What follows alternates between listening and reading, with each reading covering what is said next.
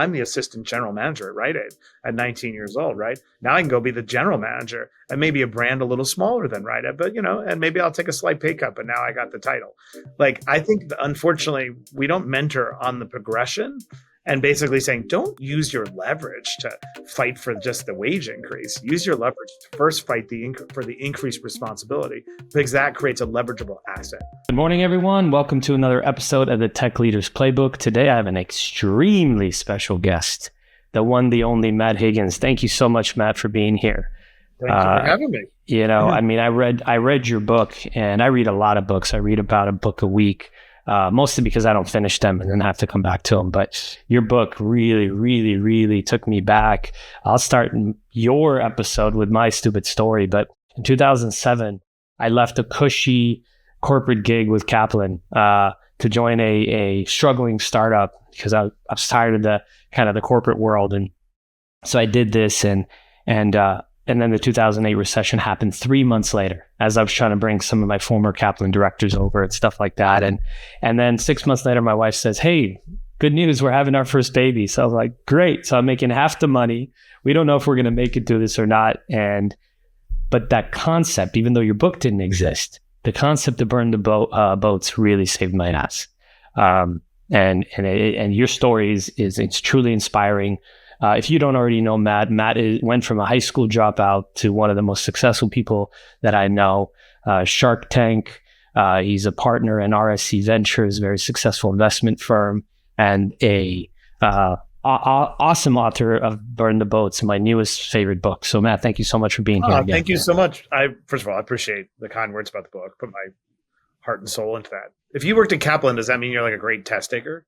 No, actually not a good test taker. It's funny you said that. I went to go take my GMAT because at the same time I was going to go to get my MBA, by the way, while I'm making half the money and my wife's pregnant. But no, I am not a good test taker. I asked that because I have a friend, Donna Aldea, wherever you are, Donna, from 30 years ago. But she was total screw up at school. We went to Queens College together. But she would get a 179 on her LSATs. Yeah, she was a brilliant, like one of those people. Eventually became a lawyer, but anyway. So I thought you're like Donna. No. I'm just a hustler like you. Matt, you're from Queens. Are you still in Queens? I have family in Queens, Sunnyside. No. I only go to Queens for Edo's now on Francis Lewis and Northern Boulevard. But where you live these days? I live in New York and New Jersey and a little bit like all over, but that's the principal places. But I still, find a reason to go through Queens, Gino's Pizzeria on Springfield Boulevard, things like that. Nice.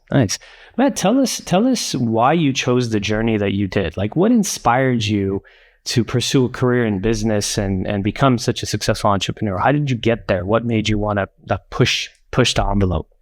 When I mean, the honest answer first is necessity, which is always hard. Anyone out there can appreciate this. When you were born of crisis and forged in fire, we'll use all sorts of cheesy fire metaphors. But like when you ran the gauntlet, now I'll introduce another. You know what I'm talking about. You get to a certain place where you feel a degree of success or peace, where you're no longer looking over your shoulder for the boogeyman, and then you realize, but a lot of your choices were in reaction to, and they weren't necessarily intentional. So the reality is, mine were in reaction to. The first was the circumstance of growing up in abject poverty, and then the necessity of changing that trajectory and also taking care of a disabled mother. My mom I've talked about this before, but obviously my mom had just a ton of issues. She was very obese, which I want to talk more and more about given what's going on with Ozempic and Mounjaro, but she was very obese.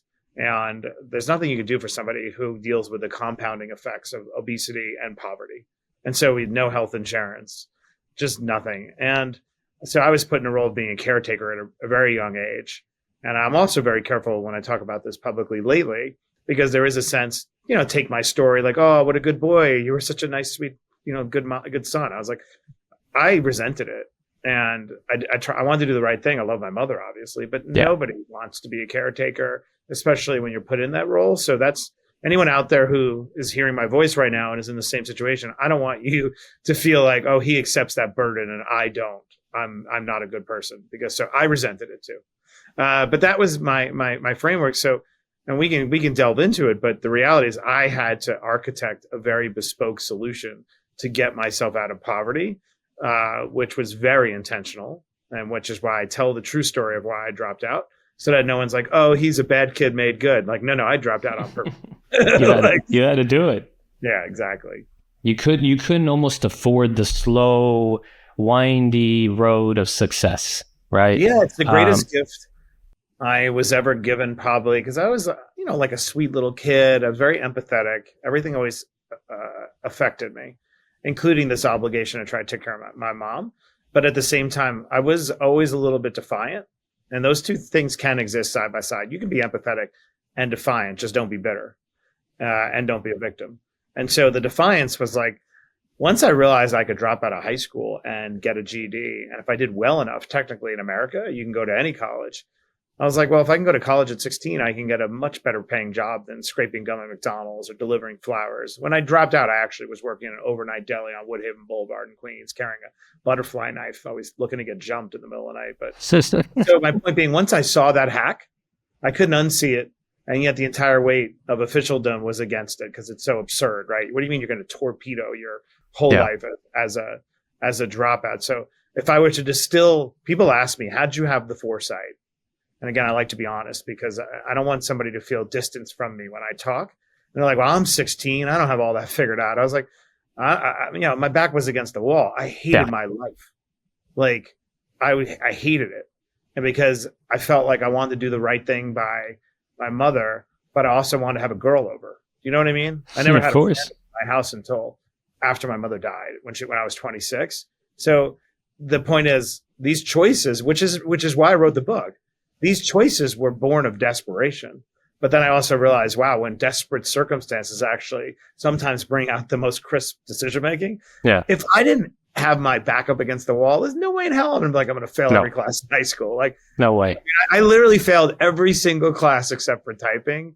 Like, that's no bullshit. Like, oh, it's a funny story. No, it's really true because typing would be useful. I failed typing. Well, that's why you have not achieved your full potential, to be honest. Exactly. Talk about that. No joke. My team still clowns me because I pound like a bear when I type, and I always tell them the story. It's because my parents moved, and I kept missing period 1 in 6th or 7th grade, and that was typing.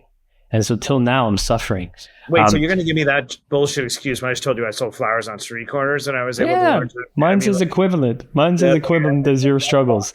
No, but I'm like, you ever see those Bruce Lee things? He's like blindfolded with a nunchuck. It's like, that's me. Yes, that was you. Oh, nice. That's impressive. Yeah, thank you.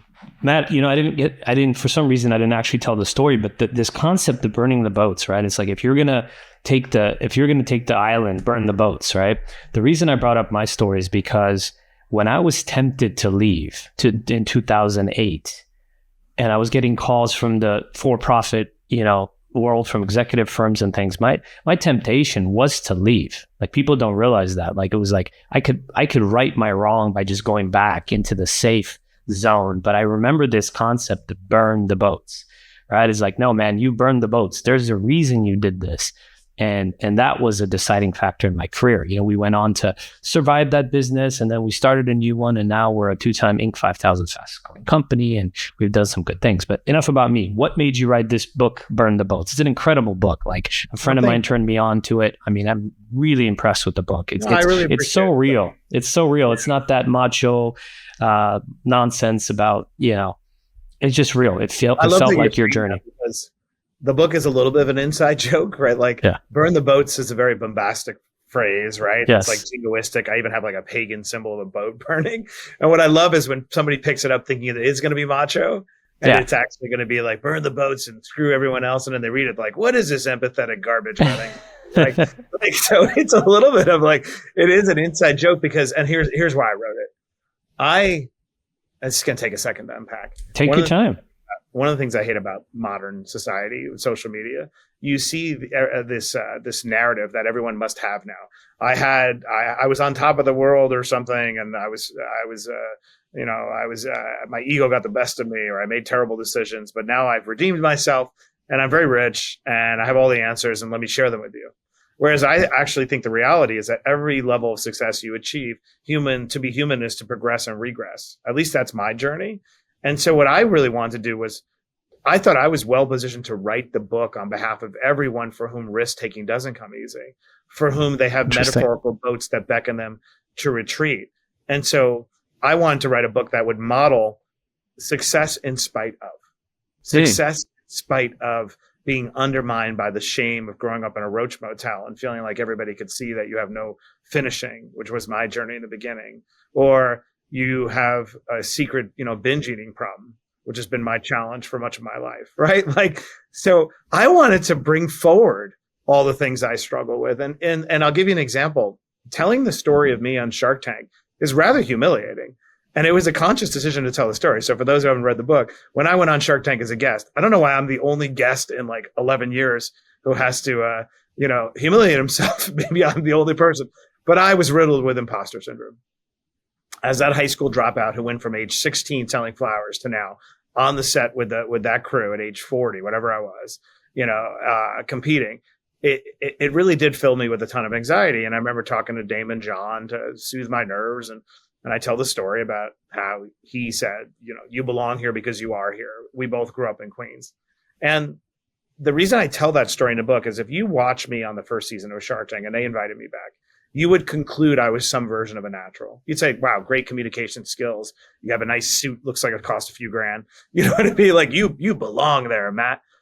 If I let that be the narrative, I've done a disservice. Not only that, I've perpetuated an affirmative lie because only I know the truth. So what have I done for society? Or I could pull back the curtain and tell you how I was an anxious mess and had to listen to Lose Yourself on a loop for 2.5 hours. Also true. Mom spaghetti nervous already? Like getting my makeup on to get me through it and working through that pain and anguish with my wife as my best friend, helping me get it together, right? I wanted to appropriate this jingoistic phrase that goes back from the beginning of recorded history on behalf of those for whom risk-taking doesn't come naturally. So why is it interesting? It sounds so simplistic, right? Burn the boats, eliminate retreat so that you fully commit. What is really fascinating, although it sounds obvious, science and confirms that actually having a backup plan materially does two things. It minimizes your intrinsic motivation to succeed. You no longer want it as much anymore. And number two, statistically actually diminishes the likelihood you will succeed. Of course. And yet what do we do when our little kids tell us like, I want to be the next Taylor Swift? You're like, cool, but a CFA degree would be really great. Like everybody needs an accountant, and it's like, and what we do to ourselves and to our children is we cultivate the belief that it's safer to have a backup plan. When in reality, all of us are primitive little creatures who have hardwired into our factory settings the ability to save ourselves when everything's on the line, like I did when I was a kid. Yep. So long way of saying, it's a little bit of an inside joke. I want to appropriate this phrase that goes back to the beginning of recorded history and pull it forward on behalf of the rest of us who, God bless him, I love Kevin O'Leary, who maybe aren't as self-possessed as Kevin O'Leary, who truly is that self-possessed, and show others that it's not just me, it's also Scarlett Johansson. And it's Rex Ryan, the coach of we all have a metaphorical boat like you did, a captain, right? Yep. That summons us to retreat from our own potential. I really appreciate you saying the book moved you because I spent like a couple of years of my life not writing a book, but engineering an outcome.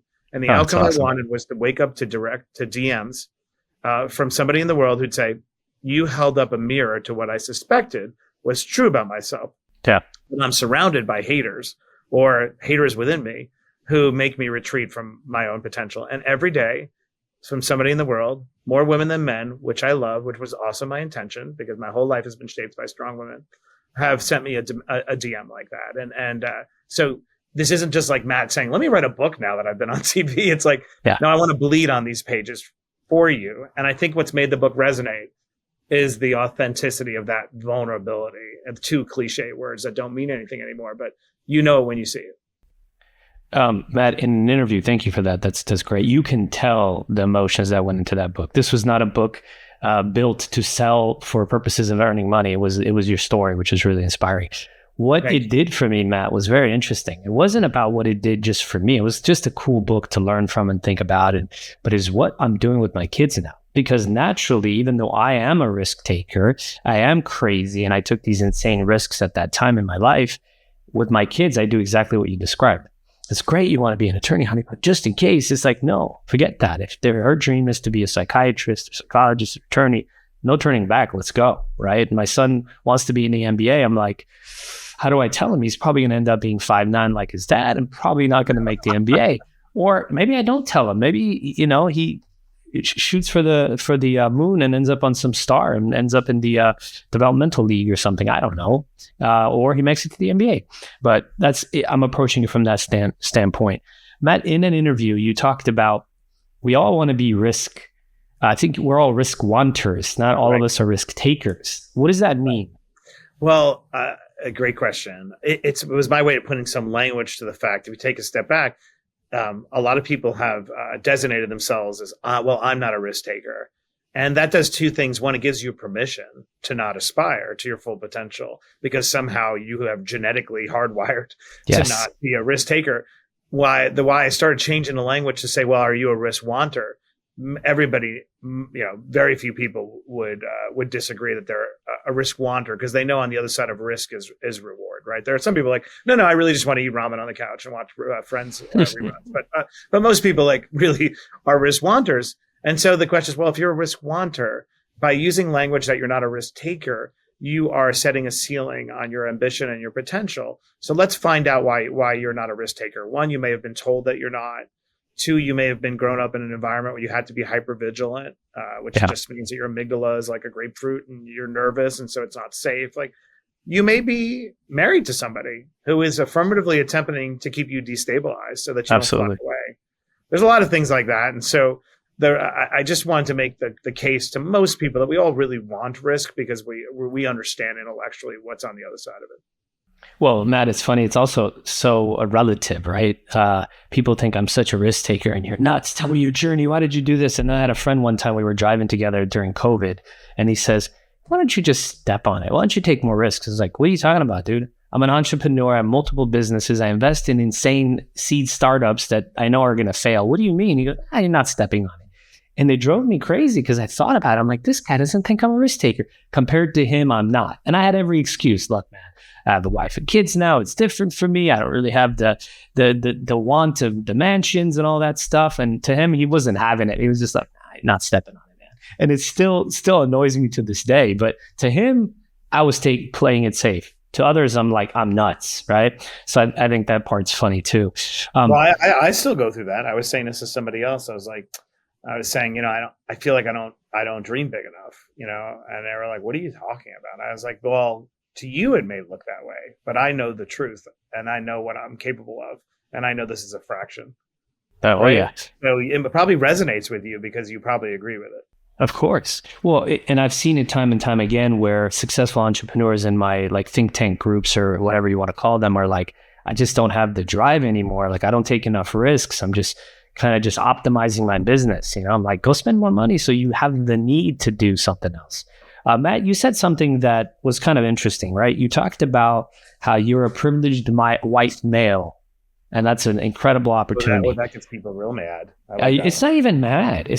I thought it was actually very interesting. Yeah. Why do you think, how can someone like you who grew up poor, who it sounded like didn't have a father to grow up with, had an ill mother, how are you privileged? Well, so it's funny because also remember we went through the period where everybody was saying that and they didn't really mean it, right? Yeah.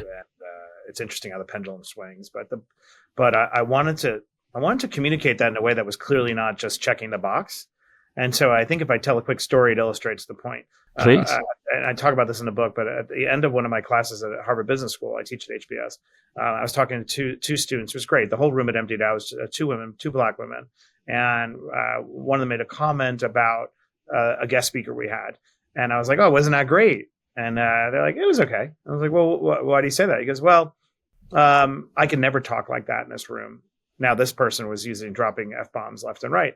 And I didn't know what she meant. And she's like, well, he was cursing like crazy. And if I had done that, they would say, mm-hmm.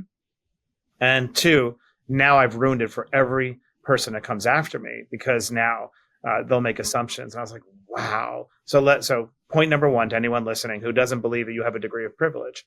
I don't represent anybody but Matt Higgins. As much as my life has been very painful and I was raised by wolves and whatnot, I don't speak for anybody. You know what I mean? I'm a generic, white guy from Ireland and Italy. Like I don't carry the weight of responsibility. Nobody judges anybody else based upon what I do, right? When you come from a minority group, you carry so much on your shoulders. So I put that story in the book to be like, even if your heart is dark and you're not open-minded, you know what I mean? And you want to reject that. it's hard to reject that, right? Like, give me an argument that says that that's not true. That doesn't invalidate the poverty and the pain and anguish that I went through. That's the other thing. We do a lot of like, I remember I hung out with 50 Cent one time. We had a great dinner and we did the who's poorer than who thing, and we were like, I was like, but I grew up on government cheese and I took my GD over in Springfield Gully. He's like, well, I was shot or whatever. And I was like, all right, well, you win. But you win this time. Yeah, they're right. Number one is that.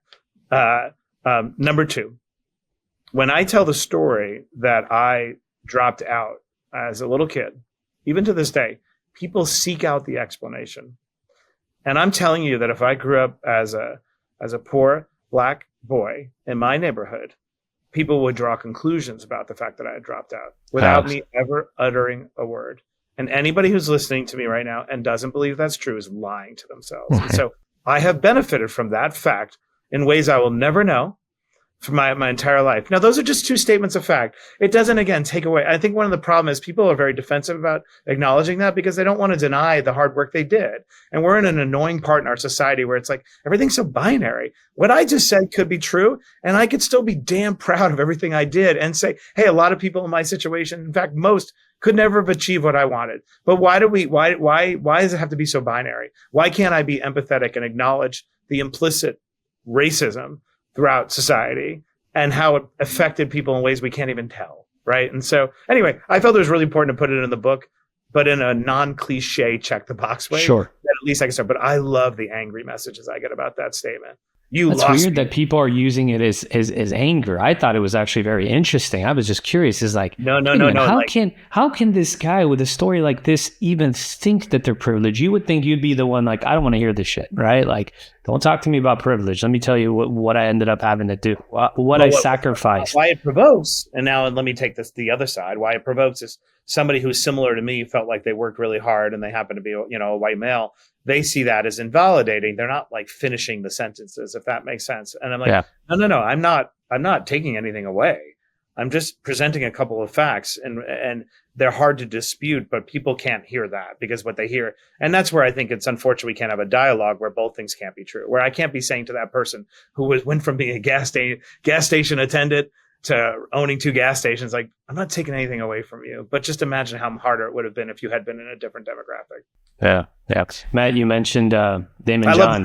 love talking about this topic because it's good. Like one that people are afraid to talk about, but like, that's anyway. the problem. That's the problem. People pick a side and they're judged if there's any opinion in between. And I think it's BS. What's good for me is I happen to grow up in kind of a really tough little pocket.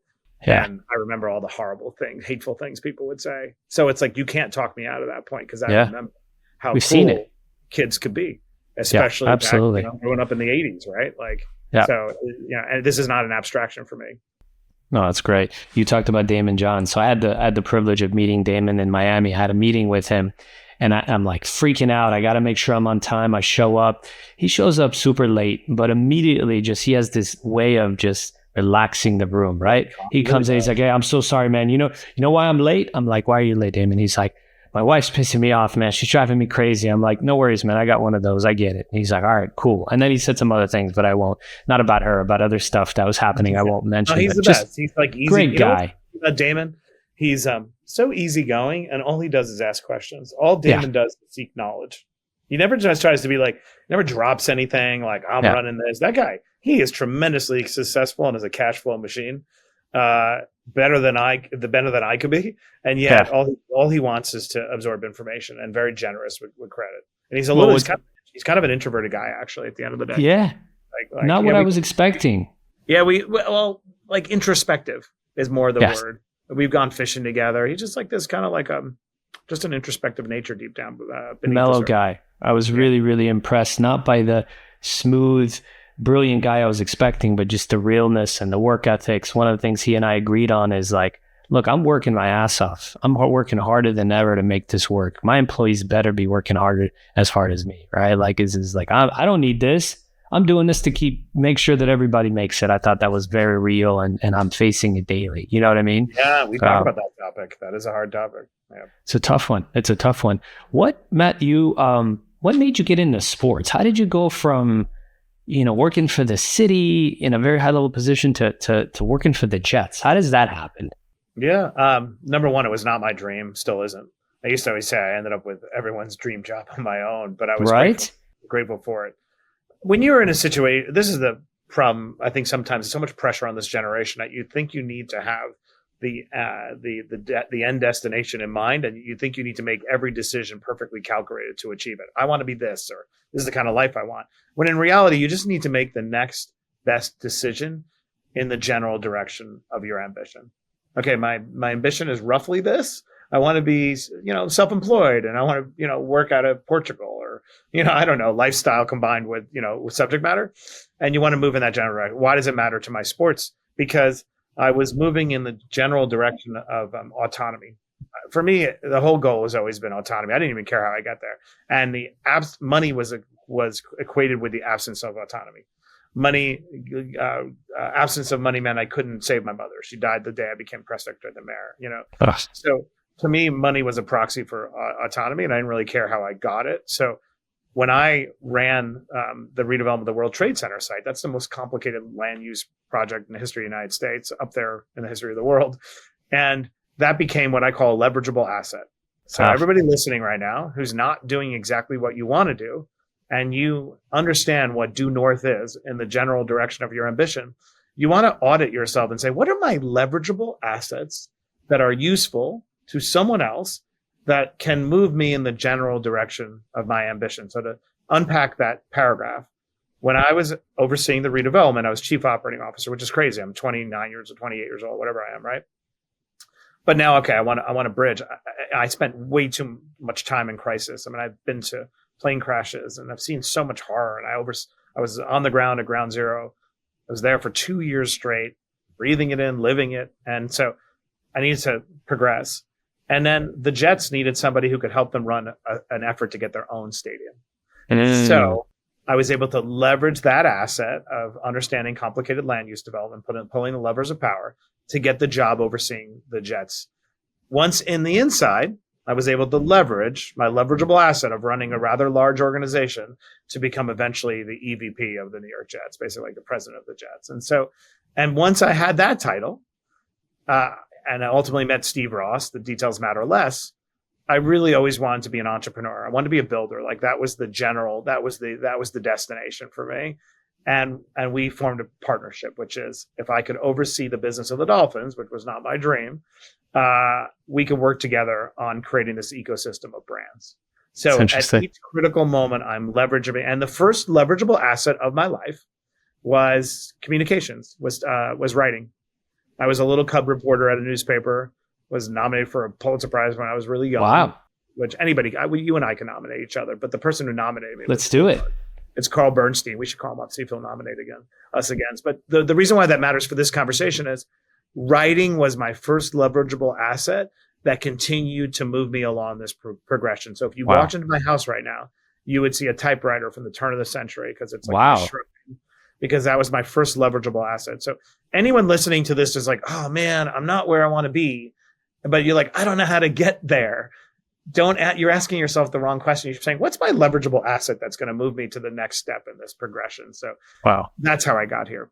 That's brilliant. That's how I got from $3.75 at McDonald's an hour to by 26, $100,000 a year as press secretary to the mayor. I leveraged my communication skills to get there. Isn't that funny? It's a very underestimated, underappreciated skill set, right? Yeah. Especially with the evolution of AI, where most skills will be outsourced. Communication is everything, right? I also think there's not a lot of mentorship for this generation. There's a lot of this generation subjected to a lot of illustrations that are packaged in 1-minute reels, and if you're bombarded enough with all these simplifications of hard things, you start to think like, not one, I can do it, which may be delusional, but two, I should be doing it. It's easy. Look at this guy. He did it. You look at him. He's saying, by the way, he's selling you a curriculum. He's running a side hustle. Whereas for my formula was make myself indispensable at the job I have to do, so I have permission to do the job I want to do. And so my first indispensable contribution to the universe was scraping gum at McDonald's. No bullshit.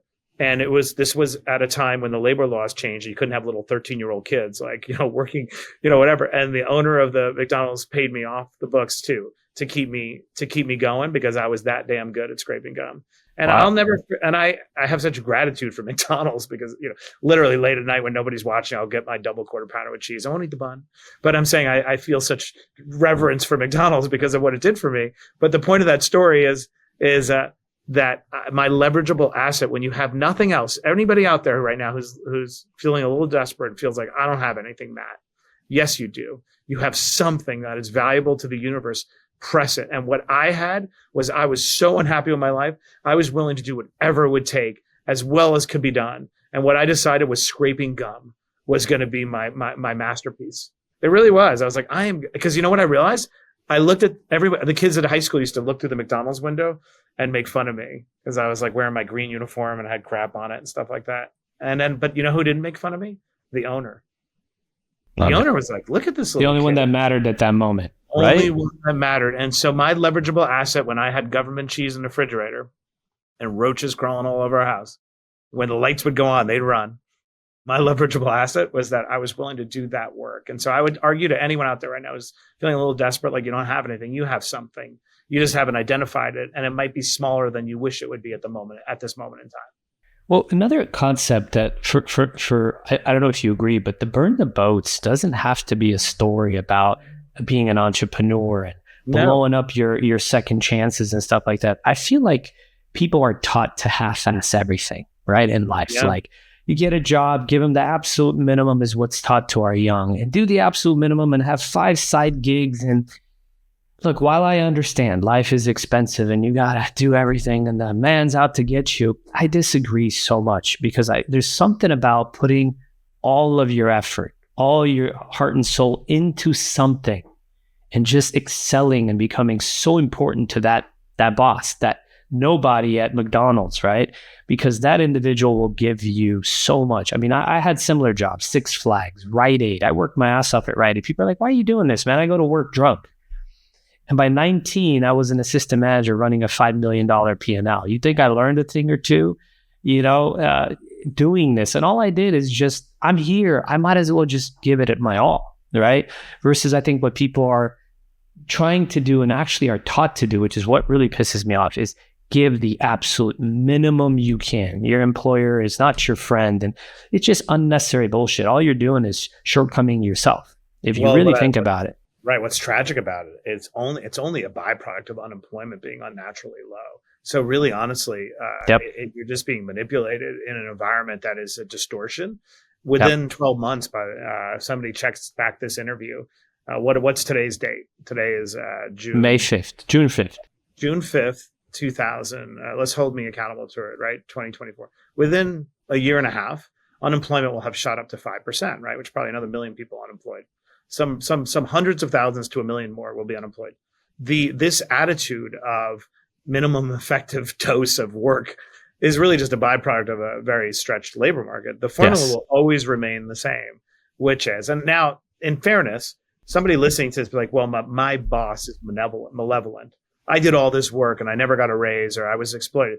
That happens a lot. It does. So people do need the tools to assess. And so this is my simple formula. When you're doing well and you make yourself indispensable at a job, increased responsibility is a leading indicator of your future potential. Unfortunately, remuneration is a lagging indicator. So you first accept the increased responsibility. And then when you feel that too much time has gone on, that it's now unjust, and you assert yourself and the remuneration doesn't come, then you now realize, wait, but I have a leverageable asset. My leverageable asset is I got the increased responsibility. I'm the assistant general manager at Rite Aid at 19 years old, right? Now I can go be the general manager and maybe a brand a little smaller than Rite Aid, but and maybe I'll take a slight pay cut, but now I got the title. I think unfortunately we don't mentor on the progression and basically saying, don't use your leverage to fight for just the wage increase. Use your leverage to first fight for the increased responsibility, because that creates a leverageable asset. Whereas money's just money, right? And so anyway, I have so many thoughts on this, and I just feel like so much of what we're teaching this generation, unfortunately, is born out of a moment in time when unemployment's unnaturally low, and there'll be a different reality. Well, but what that means to me is, yes, your employer is not going to fire you necessarily for not being great temporarily, but they don't need you. as much. When things turn, you're the first one gone, right? People don't think about these things. They think about like, well, my employer can't yell at me, I'll sue them, or I'll just quit and get another job. I got people hitting me up left and right. Sure. But what are you achieving for yourself? What are you after, greatness or mediocrity? If you're after mediocrity, don't be at a company that thrives on winners and entrepreneurial minded people. So I love that. And I think sometimes you got to take. I think the goal is that everybody should be an expert problem solver. You know, Dan on my team, who's sitting on the other side of this camera, right? Dan does social media and communications for us, right? But Dan is so good at solving problems. Whenever there was a situation, when I had a problem, which is I teach at Harvard Business School, right? And I needed somebody to staff the course and do all the work, help me identify the entrepreneurs. There's like a ton that goes into it. Even then, Dan had zero experience about it. I decided, actually, the thing I need the most is a problem solver and somebody who's going to do the work, who's going to be a joy to be around. Now, fast forward, Dan has on his resume associate course fellow. I don't know what glorified title you have, Dan. But one day he'll quit on me because I gave it to him. But but that's the way the universe really does work. And that's the opposite of what we tell people on TikTok. Like, no, go scuba diving and pretend to be working. It's like, you're probably going to figure it out. They just haven't had time. Or they know exactly what you're doing, and it's holding you back from such opportunities. Exactly. They're not. That's a good point. They're not giving you the new problem. And that's the other thing. If you want to assess how your career is progressing, if the person who has a lot of influence on your life is not giving you new annoying problems that are intractable, then you know you're not really progressing. But if you are being given, don't feel persecuted because you didn't get the compensation. Realize like, wow, they're giving me leverageable assets left and right. And my ability to quit increases exponentially every few months that goes by. You know what my favorite part of a leader is? I really like that. So I have to tell them. Don't take them away. So with me, what I've seen, the people that have been burnt in the past by taking on more and never being rewarded, it's funny watching their mindset change over a year or two of building trust with you, right? Because my mindset is I'm going to put you in situations to see how you react, and if you can grow within the position, and then I'll give you the title and the money that comes with it. Because there's nothing worse than a demotion, because it's time to either that person's going to leave. So why put you in a situation where I have to promote you into a job you weren't ready for just to demote you and bring someone over you? It's ridiculous. So what I do is I give people opportunities, and if they step into it, and then they get the rewards after. But watching people start trusting you a year and a half later when they didn't originally is really powerful. Not for you, for them. You're watching this person going, no really problem. I'm not ready, but you'll give me enough support. I'm like, absolutely. And it's a great teaching moment, because I've seen people also, because the other thing that people sometimes do when they burned it before, they become over negotiating in the beginning, and then you're like, you're actually irritating to deal with, because of every step of the way you're gonna create nobody likes the emotional friction of negotiation, and that dynamic is always uncomfortable for everybody. So when somebody who constantly every little bit of thing is like, well, what does this mean? You're like, oh, you're like too irritating. I don't want to deal with you, and then you stop giving the problems. It gets to that point where you go, never mind. Right, it's okay. Don't worry about it. There's a really important part of my book that I put in there. It's actually, if I had a hierarchy of like, what's the most important, being in the top 10, it's a section I call around withholders. And the reason I included it is for this fact pattern, because there are people out there who are really thrive on affirmation and recognition. And if that person is doing what we're talking about, accepting more responsibility, doing a great job, if you work for a withholder or tethered to them, the withholder knows that you need that to survive. It's your oxygen, and they're going to deny you the affirmations and the recognition you need to keep you destabilized, and they're going to move the goalpost. And I wrote about it so that somebody could recognize, like, hey, this is happening to me. It happens a lot to artists. It happens to creatives, and it happens to pleasers. And so why it's so important to me to pull forward that paragraph while we're talking is because there could be somebody out here who says, wait, is Matt's advice that I should just suck it up and wait? I'm like, no, that's not entirely my advice. You need a framework to determine if you're being exploited. Exactly. Right? But just know that the act of exploitation was not the attempt to give you extra responsibility. That was an investment in your future. The act of exploitation is to not treat you fairly when the time came, but you have the upper hand because you got the increased responsibility. So anyway, for those who read my book and you want to skip everything or you hate it, go to the section on withholder, because it could ruin your life. And it doesn't just happen in business. It happens in our personal lives too. When you are tethered to a partner who wants to constantly undermine your self-worth to keep you destabilized. That's huge. That's huge. Matt, you talk about, in interviews, I've heard you talk about crisis decision making. It's huge. They used, I think it was an NFL team that came up with the test to see how quarterbacks do in crisis, and that decided how well they would do. Because that's, as a QB, that's all you're dealing with, right? Every play is a crisis. You got 400-pound guys coming at you. It's a crisis. How do you use that as a way to understand people's mindset and to hire better? Well, I think where I'm mostly using it and using my life, when I look back at the decisions I've made that got me here, including dropping out of high school, right? You asked the first question, going back to that was born out of a crisis, out of desperation. And the clarity of it was so unambiguous because the necessity was so great that I was able to make the best possible decision. And why that matters is, if you zoom out, you say, why are we able to make sometimes great decisions that enable us to do more than we ever dreamed possible during a crisis? It's because we've winnowed down our choices and we are not diffusing our energy to think about backup plan, what if, because you're like, I got no choice.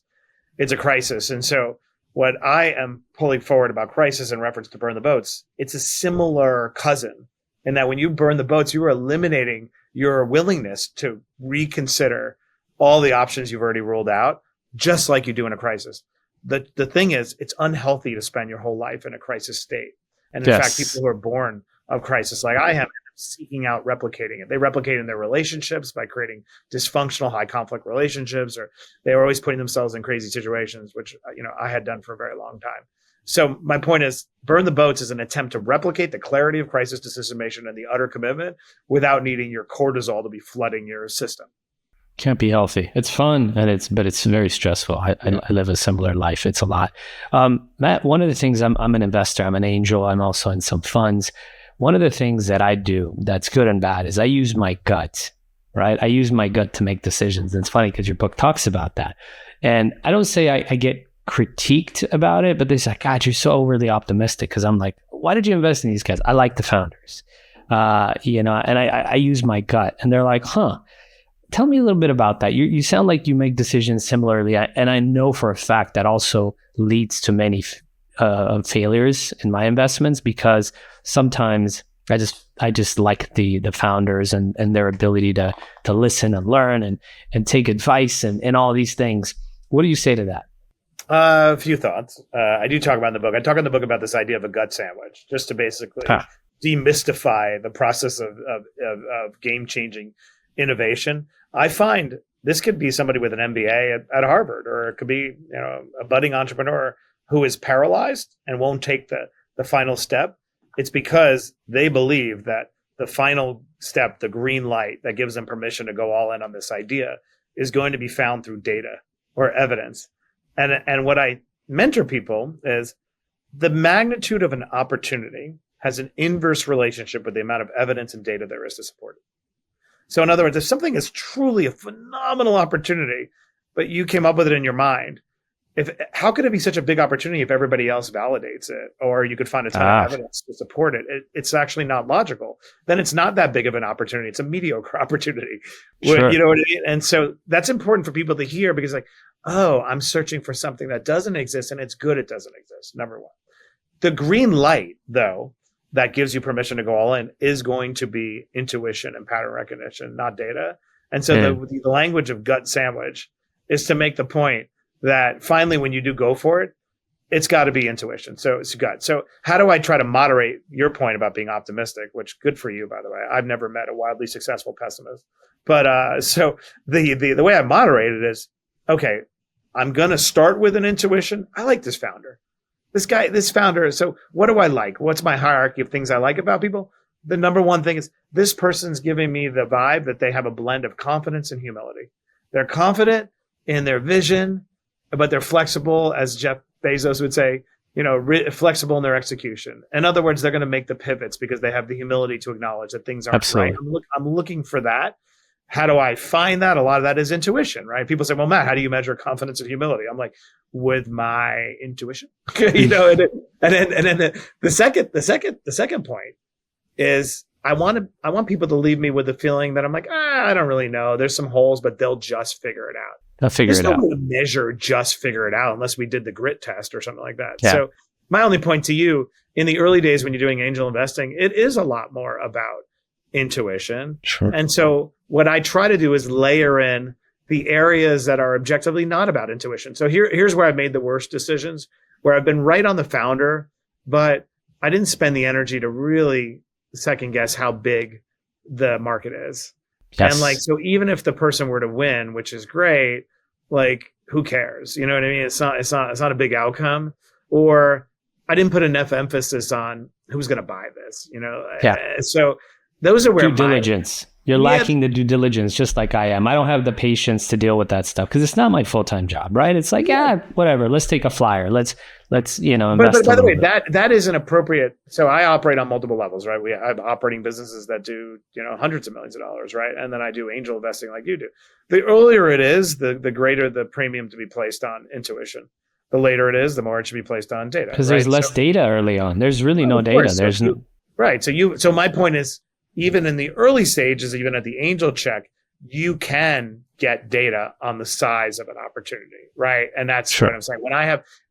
I've evolved in my investing strategy, but in the earlier days, I'd be so enamored with the creativity of an idea, I'd be like, wow, that's really smart and clever. I'd be like, wait a second, who cares? Like, you're going to sell it for nothing. And like, and now you're going to call me 19 times a day. And, it's not worth my time. Matt, what's the key difference between investing as, you're the co-founder of RSC Ventures and representing almost someone else's money because it's a fund, right, usually, versus investing your own money? I mean, it's very different vibe and energy, but people don't know that, right? I mean, there's a responsibility that comes as a institutional investor to your investors, but also it's not your money.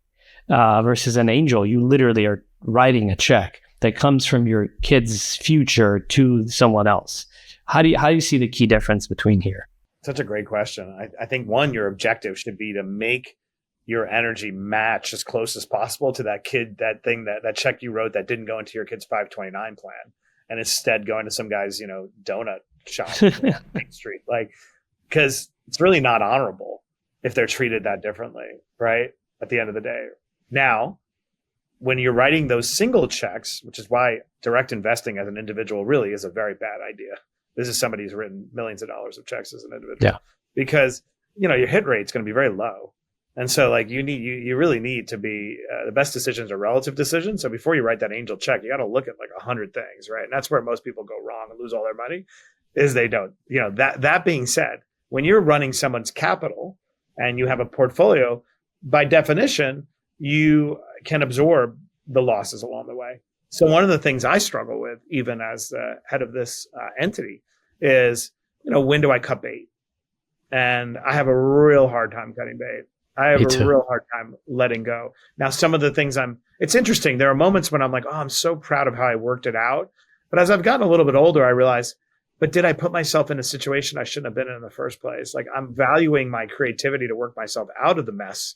But I was like, why was I in the mess? And if I'm honest, a lot of times the messes are of my own making. Like, they were foreseeable and I had no business being in it. And so I've learned to less value my ability to work myself out of a situation and be a little more critical about my propensity to get myself into situations. So anyone out there, if you place a higher premium on your ability to like always navigate bad situations, ask yourself why you find yourself in bad situations. Yes. I've done a lot more of that, which is a shitty critical thing to say in an interview, but that is more of what I'm meditating on lately. But it's real. Do I have an unnatural bias for complexity? Matt, how I make myself feel better about bad investments? I look back and I say, look, at this moment of time, that check was 10, 25, whatever, right? It was nothing. In 2 years, in 3 years, 5 years, you would have been in a position to write $100,000 check or $250,000 check. So this small lesson, is going to give you 10 times ROI from the learnings of the bad investments.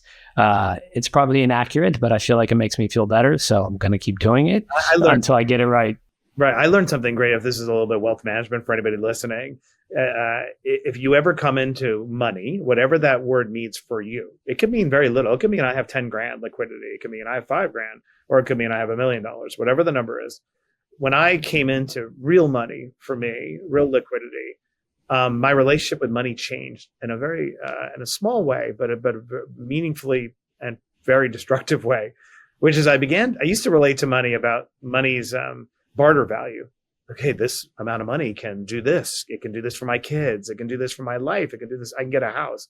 When you are immunized from that, you start to treat money as your capacity to lose it. Like these angel checks. You're like, it's $100,000. I can afford that. I can afford that. And then all of a sudden it dwindles very quickly.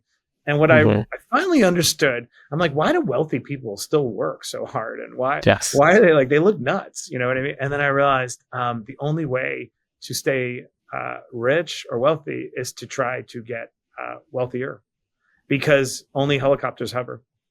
You're either ascending or descending. It sounds so obvious, but I didn't know that until I actually had achieved a degree of financial independence. And I was like, wow, left to my own devices, I'm going to go ahead and actually squander it. I don't consume, you know what I mean? I don't just, piss my money away, but I started relating to my money, not for what it can do objectively, but for my capacity to lose it. And I don't think that's unique. When you see a lot of celebrities, whatever, lost all their money, it's because they couldn't define their capacity for losing it. And then eventually you run into the bottom, right? You hear all these crazy stories. They blew through all their cash. It's because they changed their relationship with money. Matt, as brilliant as that is, do you think we're just nuts? And I should be careful when I throw myself into the we of brilliant, highly successful people like yourselves and others. But there's a point in time where there's no longer that need for that money, and you've got enough generational wealth. Let's say a billionaire that they can take care of generations of their family. So it's no longer about the money. I think it's either a sickness we have as entrepreneurs to keep going and keep challenging ourselves and keep learning at higher and higher stakes. Or it's paranoia, right? Poor people paranoia, immigrant paranoia that someone's chasing you and you're going to lose it all. But really, if you looked at it subjectively, there's not enough. You can't spend $1 billion, if you tried. So what do you think about that? I personally, it's different for everybody. I personally am tormented by what you said, the poor people paranoia, that no matter how much I ever achieve in life, I will invent a credible case. I call it my inner catastrophizer, about how I could technically lose it all. And at the epicenter of losing it all is my bad judgment. So whenever the thing that actually haunts me more than anything, that destabilizes me, is when I make a shockingly bad decision that I'm like, wait, either it's like cringy or it's just so shockingly bad that destabilizes my world, because the only thing I have is my judgment, right? And so I'd say my first motivation, unfortunately, is that what you said, the poor people paranoia. The second thing, though, is it is largely a byproduct, though, of creativity. I love to create, and to dissect what do I mean by the word create. I love to unlock what I call like a disequilibrium in the universe, when I either see somebody great who could be doing something amazing. The book is an attempt to do that, right? I am unlocking disequilibrium for people who feel unsupported and they needed that little boost, right? Or it's because there's an amazing business that's going to disrupt an industry, but the founder has not reconciled all their, dad issues. And I could bring in an organizational psychologist and I can unlock that person. That to me is like painting. And so the money is a byproduct. I can't not generate money because that's how it works, right? But yes, I would say that's how you keep score. That's how you keep score. But I really truly don't. I think it's, even when all these articles that are written about me, they use the word self-made millionaire. One, I feel like it's a lie, because I'm like, well, I wasn't self-made millionaire. I even list all the names in the back of the book. It was like I was like a baton. I was passed on. And two, it's just so crass, honestly, this celebration of and not enough money to make you feel safe is not crass. I'm not one of those people who doesn't believe money doesn't make you happy. It made me very happy because it eliminated all the anxiety I would have about not being able to take care of my family.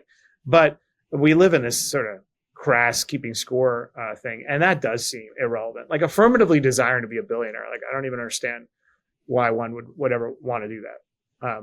So I'm driven by paranoia is the bottom line. There it is. I agree. Matt, an important question for you. Oh, actually, I have a suggestion. I know what book you should write next. I feel like you should write a book. Somebody should write a book telling our spouses, our moms, our family members how insane and how our crazy brains work, so that they understand some of this stuff we just talked about.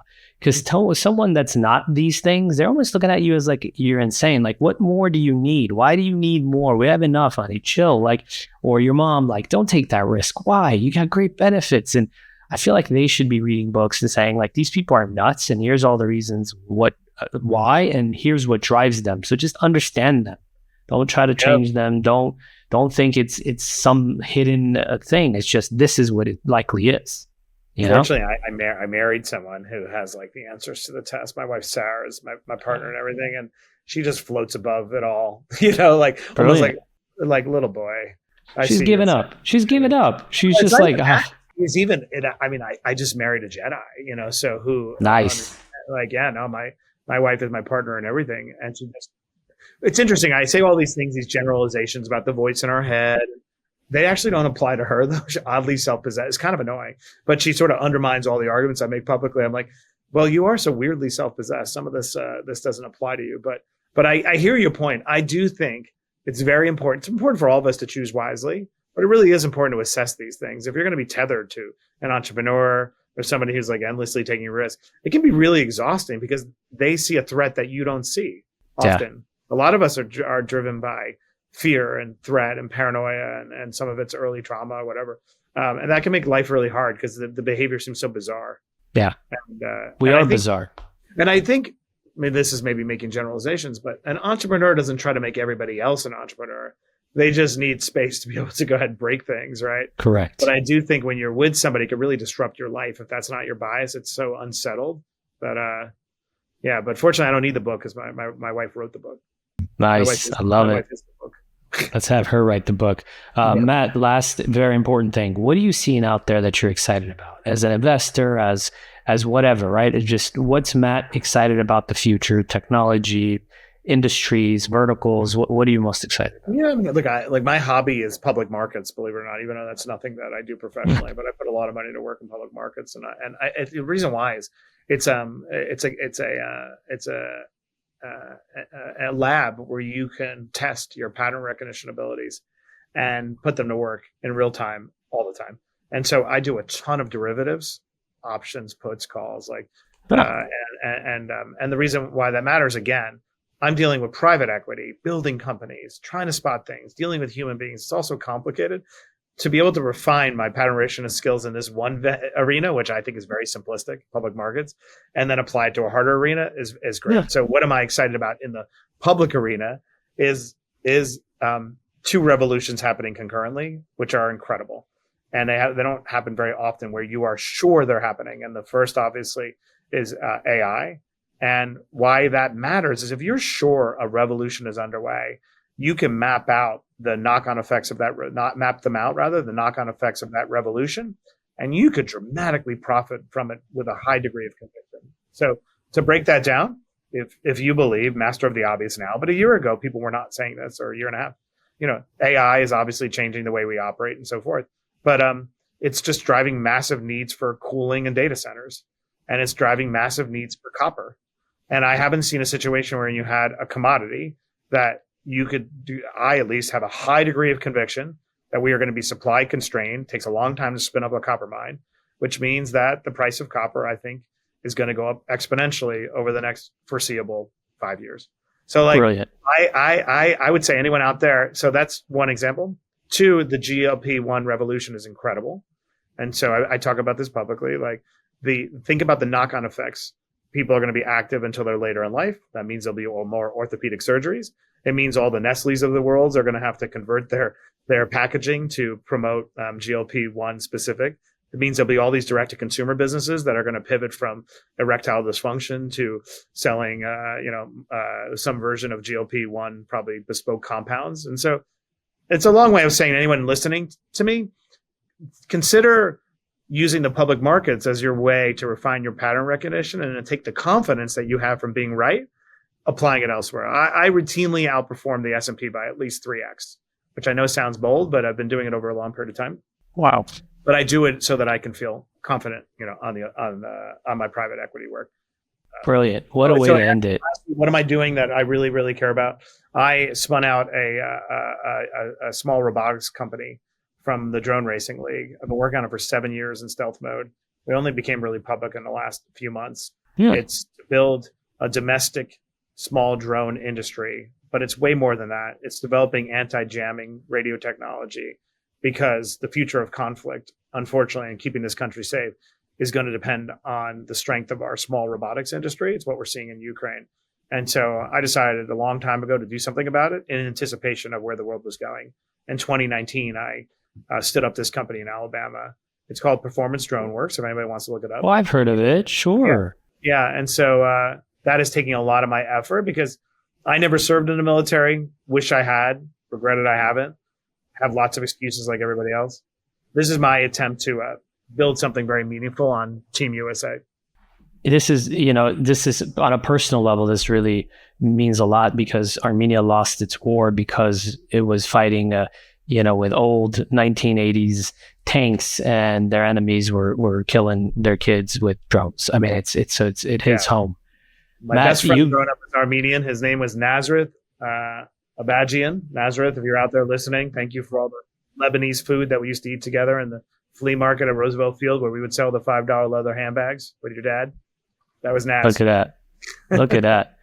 Matt, you've been absolutely brilliant, man. I've learned a ton. Part of why I do this, by the way, is to learn from great people like you. How likely am I going to have a meeting with you where I can pick your brain for an hour? But it just happens my audience learns it as well. Much. I love this conversation. It's easy, just commiserating. That's the point. That's the point. Out of this conversation, guys. If you haven't already read the book, please go read the book. It's incredible. It could potentially be life changing. Matt, you've been amazing. Thank you for that. Sorry about wrestling around. I was looking for my charger on my laptop, but it's been because they can't see you, they can hear you. Right. So no. It's all video. I know, but you also put this out on, right? That'd be weird if I referenced it. So the audio was clean. Appreciate you greatly, Matt. Thank you so much for being here. Let's stay in touch. This will go live. If you read Burn the Boats, it's affected you in some way, or you think some of it doesn't make any sense or is outright stupid, DM me. I read every one of them. Wow. He really does, guys. Thank you, Matt. Really appreciate you. Take care. Thank you. Take care. And that brings us to the end of another great episode of the Tech Leaders Playbook. I want to thank you for joining us and hope you took away some valuable insights to apply in your professional journey. Don't forget to subscribe on your preferred podcast platform so you don't miss out on the next great conversation. I promise it'll be good. If you enjoyed today's episode, we'd appreciate if you could leave us a review. Your feedback not only helps us improve, but it also helps others discover the podcast. Better leaders mean better working environments. Better working environments leads to happier people.